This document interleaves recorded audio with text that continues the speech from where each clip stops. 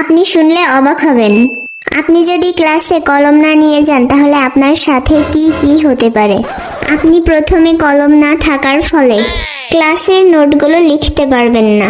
Note না লিখতে পারলে আপনি বাসায় গিয়ে পড়তে পারবেন না। পড়তে না পারলে পরীক্ষার খাতায় কিছুই লিখতে পারবেন না।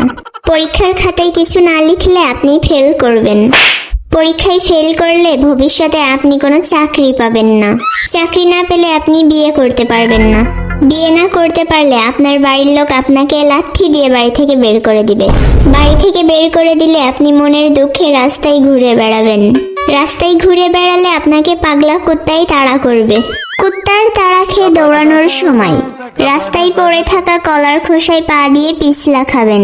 সেখান থেকে ছিটকে রাস্তার পাশে থাকা কারেন্টের খাম্বার সাথে বাড়ি খাবেন। ওই বাড়ি খেয়ে আপনি টপকিয়ে যাবেন। তাই অকালে পটল তুলতে না চাইলে ক্লাসে কলম নিয়ে যান। ধন্যবাদ।